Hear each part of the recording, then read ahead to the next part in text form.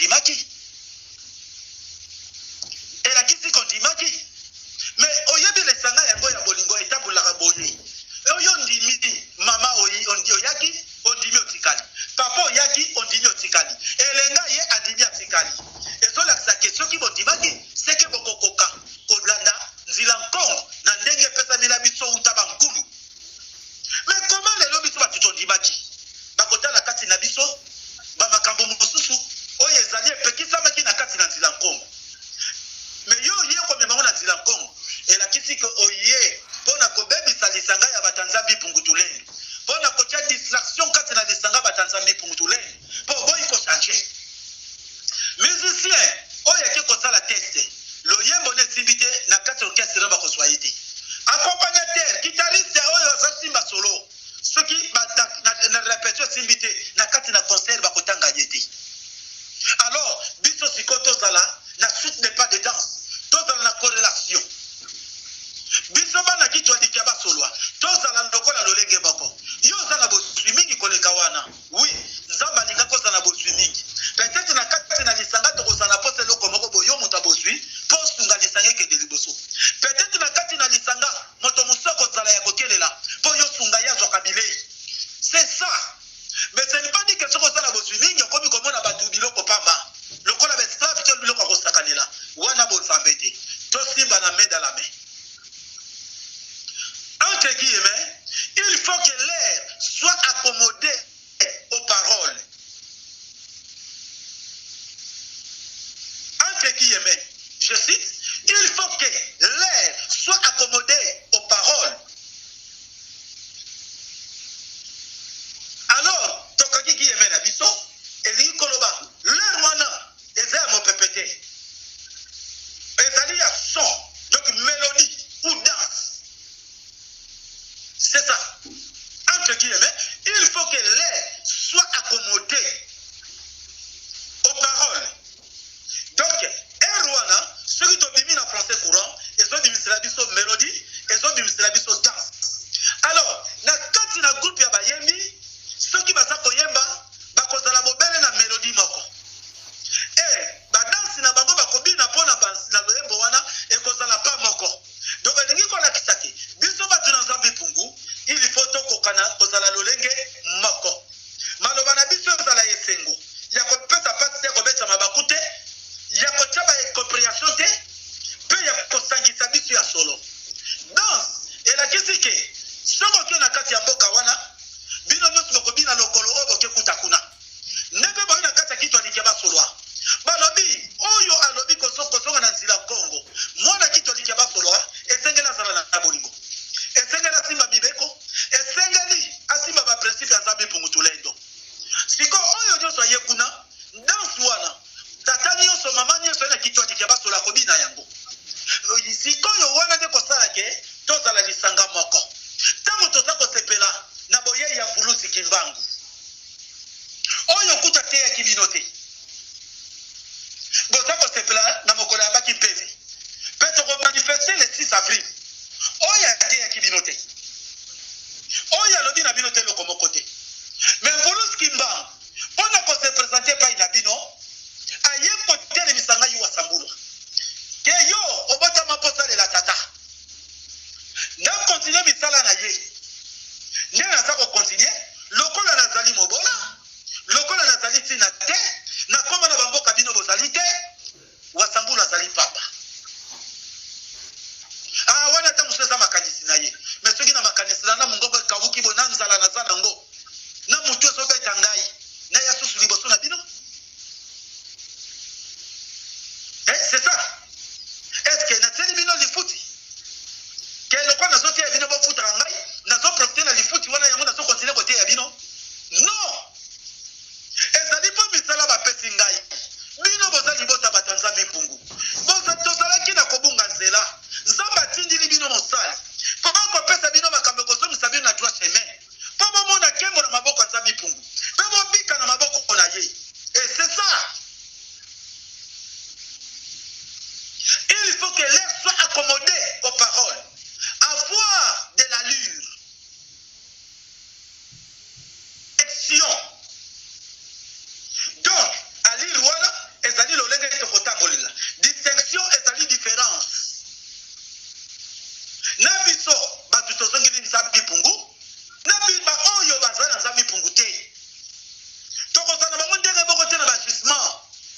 Il faut tout ça différent.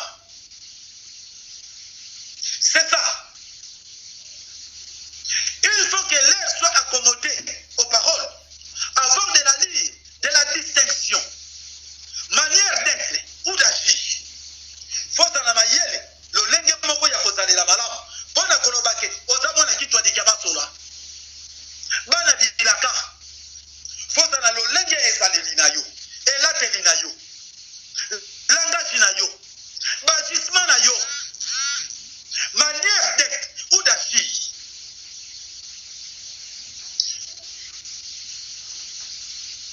Avoir de la vie, de la distinction, manière d'être ou d'agir particulière dans le langue ya yomoto ou manière de faire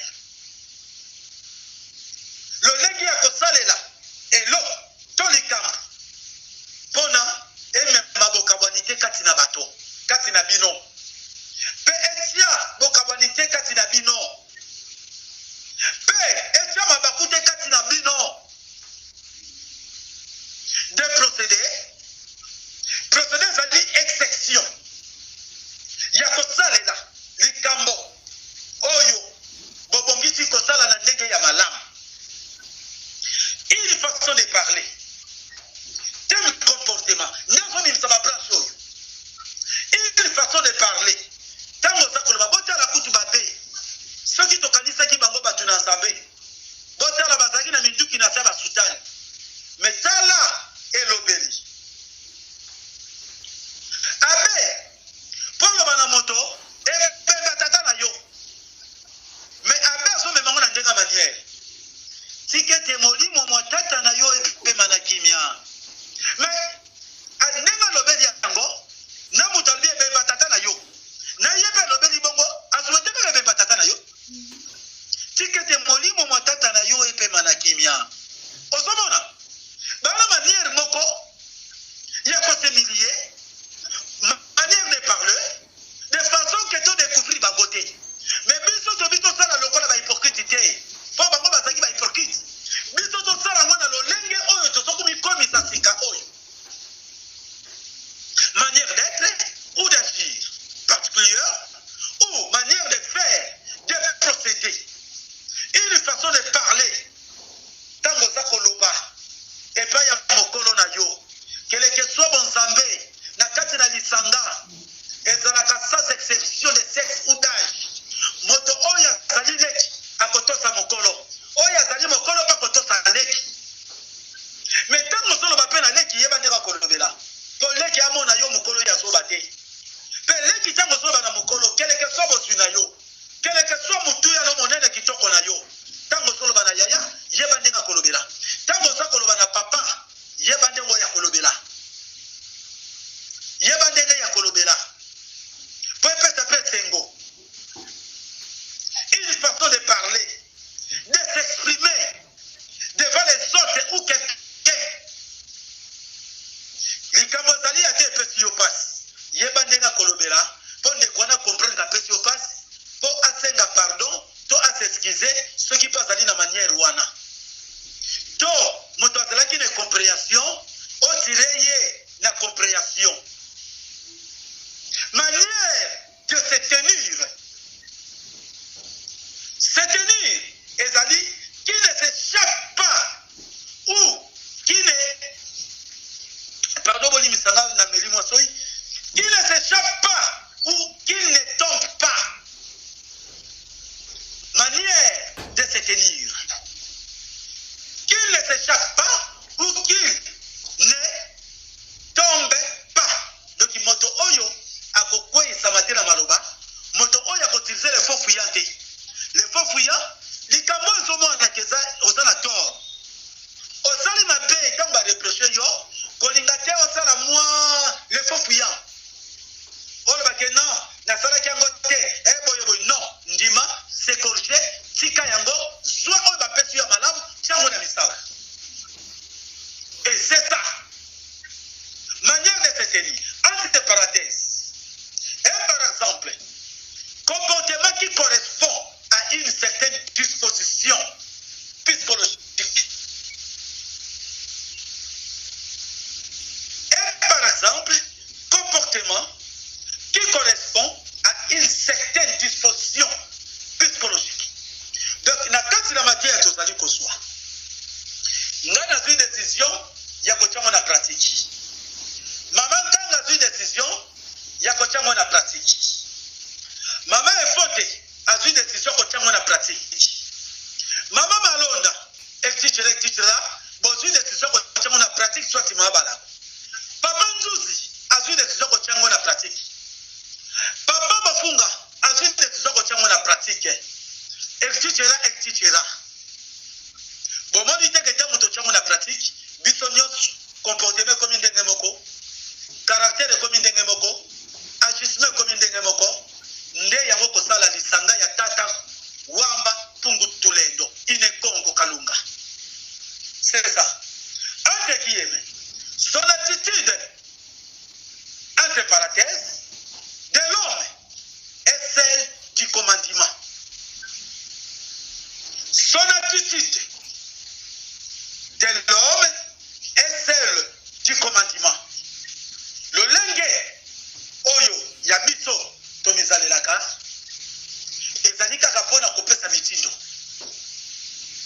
Bato basala, oyo za kolinga, obosanike, ngai na yo, tokosala, oyo tindi sami, na zambi pungutule endo. Oyo bosami na zambi pungu, tokosala ngote. Même biso moko ali kontra to sa komona ke ozosala penza oyo petit sami pe to sa komona ozakosala penza oyo elingi sami mais pendant que tozali bana kitwa dikaba solwa tozakolanda nzela Kongo esengeli na biso tosala kaka oyo epesa mila biso na mitindo uta kokela mabiso bayindo na nzela koko na biso na luke mona liboso ya koko nzala panda pe kiteleki nao yende bazo tikila mibet atel sango de génération à génération. Si quoi biso lelo to komi ba opposant nzambe to moni ngo zali pass ke biso ngala zala mayele na ngai yote mto kola kisangai aso na komi nango na koli na mateya na yo na koli na batoli na yo sikanga bo elongwa kuna yo mto so simba bibeko ndenge sengelo sana nini so sali nini wana maloba ya basoba ya ba informien mais lokola bango bazwi nini basali nini yo kangama na mabe na ozela lifuti na yango okokufa nanu te okonyokama na mokili lifuti ezali bandeko zotutila tolo sombi otonga na yango esika bakokundela yo mama papa cessez de mal faire apprenez que de faire que du bien na rappelaka bino ngo mokolo na mokolo na rappelaka bino mokolo na mokolo na rappelaka bino mokolo na mokolo et celle du commandement attitude arrogante ferme décidée évasive attitude arrogante ferme décidée arrogante ezali lokola moto ya mimonaka yende mutakoka moto moko te akoki kopekisa eloko oyo azosala kelekisi oyo ozopelisa bino te s'en fout de lui arrogance azalaka na balangasi moko mabe liboso na bato maloba na ye kati na monoko osepelisaka mato ya bato te ferme dire moto aza dire ferme soki toke na français kure ezali dire difficile à persuader incorrigible.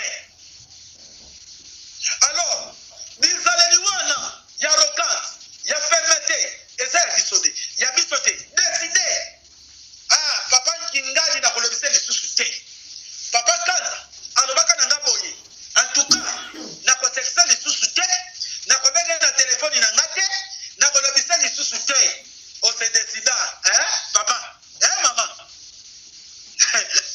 Zambi punga tindi biso aimez vos ennemis et priez pour ceux qui vous maltraitent.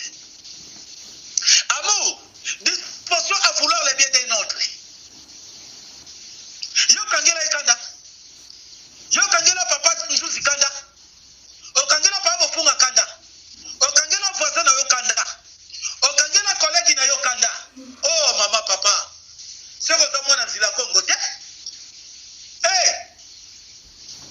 biso to mabena malamu misala wana eza ya bato na diabulu eza ya bato nzila Kongo te zongisa motema na yo nsima longola bizali wana ya arrogance ya fermeté ya badécision inutile et à la fin évasive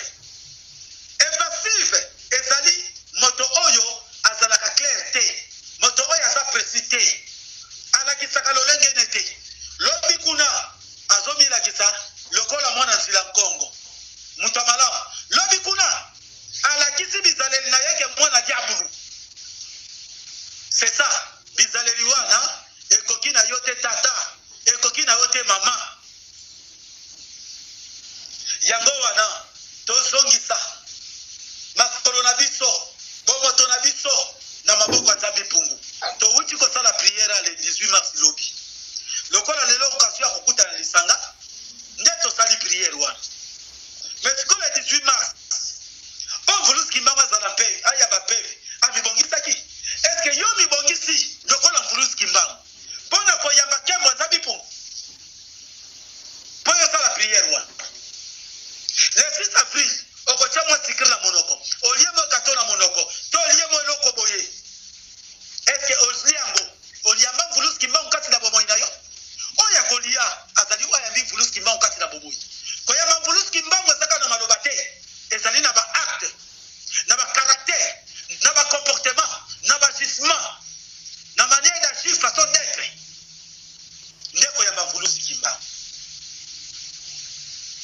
Il a affecté de garder une attitude insouciante et amusée. Insouciante, dans le français courant, qui ne se soucie pas de quelque chose. Il a affecté wana, dans le français courant, et allait adopter. Comme il de garder une attitude insouciante et amusée. Donc il moto amitié na lolenge moko boy oye koya eya mafu Mvuluzi Kimbangu wana zalaka na bosemba kufa te bonga soki na kufi na kusala mutali boso papa mama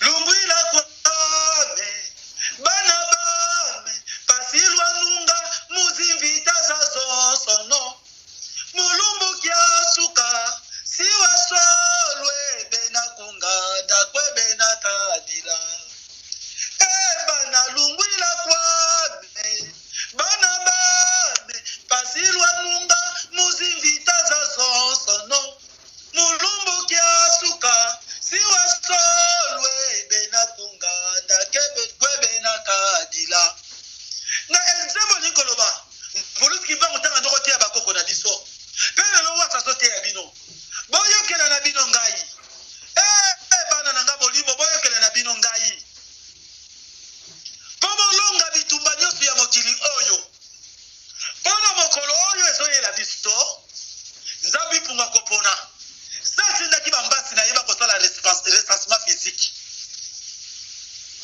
mais yo olobi oyo koya eya mafu. Il a fait de garder une attitude insouciante et amusée. Pe komitia na kati na makambo oyo ezanga tina.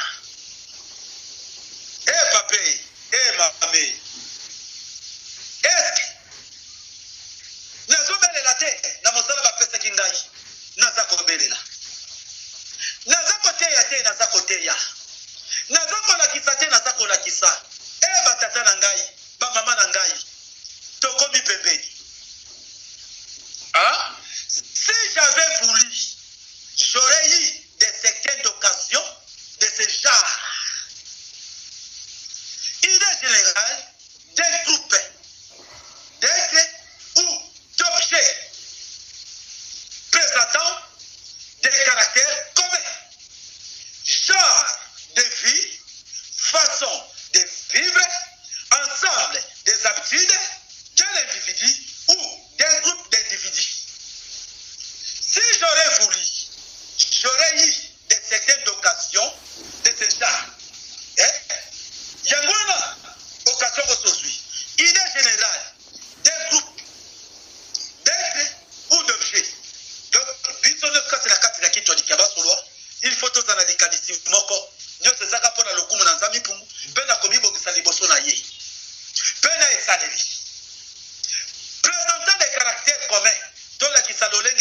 ke totaliba ponami kitu adiki basolwa kwa nzambi pumutu lendo mufulusi eto kimbam ensemble des élus du peuple tout poussé par notre sauveur kimbam présentant des caractères communs tola kisalolenge na biso moko ke tozaba na kitu adiki basolwa genre de vie lolenge eta museli na biso pe ya bomoi na biso façon de vivre lolenge tokovanda kati na mokili ensemble des habitudes des individus ou des groupes d'individus lolenge